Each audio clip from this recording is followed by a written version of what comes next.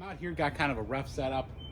I'm going to be actually quarter sawing this white oak today. I've got two wedges about the same size, and I'm going to be slabbing, turning, slabbing, turning. I'm going to go 5/4. So, you know, maybe you lose a little bit in the drying time, playing it down a little bit, hoping to end up with 1 inch. I have this saw that I'm I'm loving less and less every day. I've just been fighting with it all morning. Every possible thing that could go wrong has gone wrong with it. So I'm not even sure if I turn this on, if I crank it, pull it over, it's gonna fire up. So we'll give that a shot. Thank you to everybody out there that has been dogging me about eyes and ears. So I'm gonna put those in, and then let's get to it.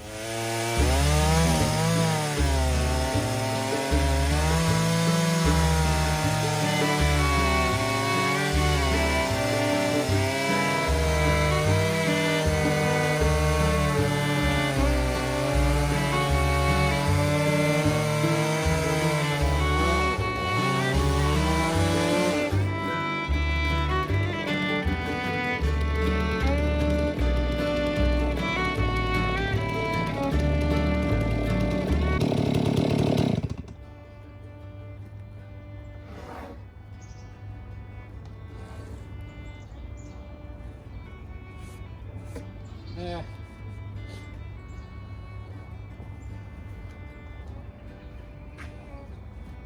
Look at that.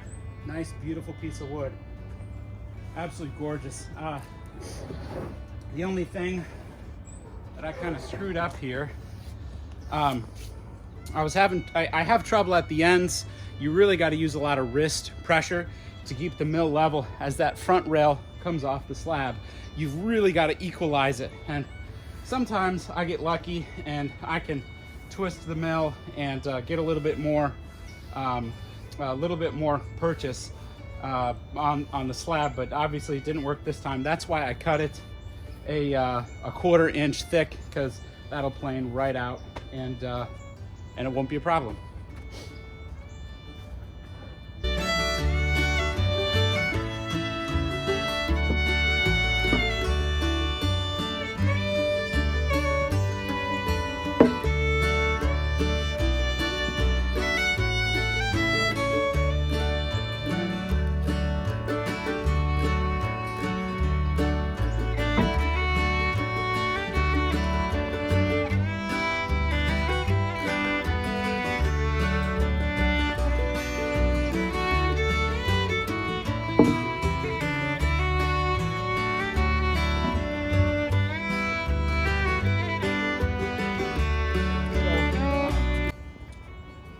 Got my board on.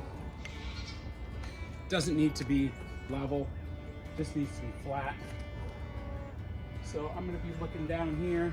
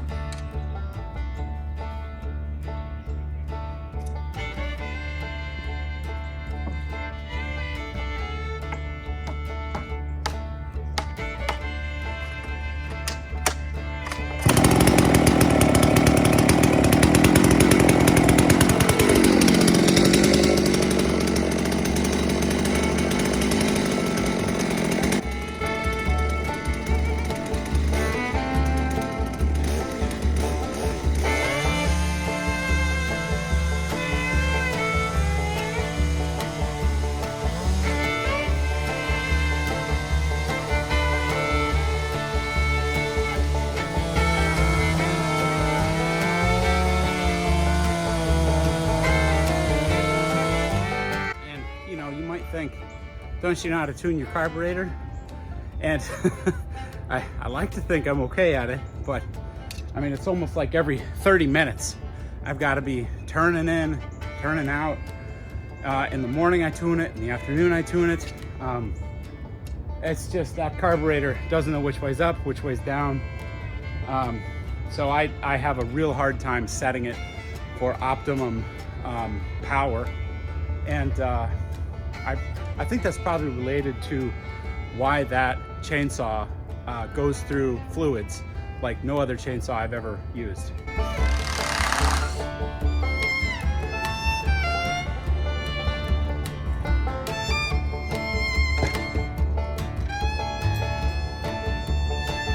So these pieces are pretty important. These were just shims.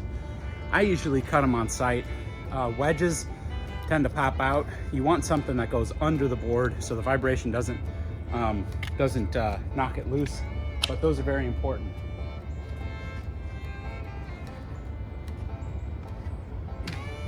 So this piece right here is probably scrap. I didn't want to take off too much, and so I intentionally cut this piece very thin. But you can see how beautiful that flecking is. Those medullary rays are absolutely gorgeous. So what I'm going to do now is I'm actually still going to I'm gonna reset my chainsaw mill to 5/4, and I'm gonna take another piece off the top here because that is just absolutely gorgeous. I have just a little bit of twisting. This one corner is higher than that, and that's just, you know, sometimes you end up with a little bit of inaccuracies, and that's why I always cut a little bit bigger. But I'm gonna start from this end, which is pretty good, and I'm gonna go uphill, see if I can't take that twist out.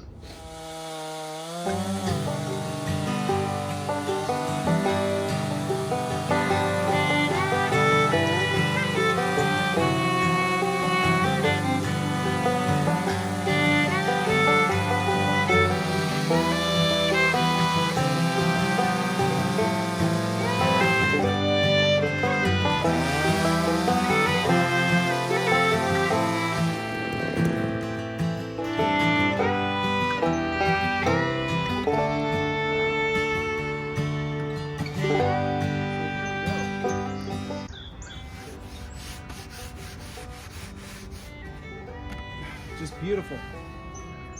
And I think with this board, probably I'll trim it here. I still have a little bit of twisting, but I'll see if I can remove it.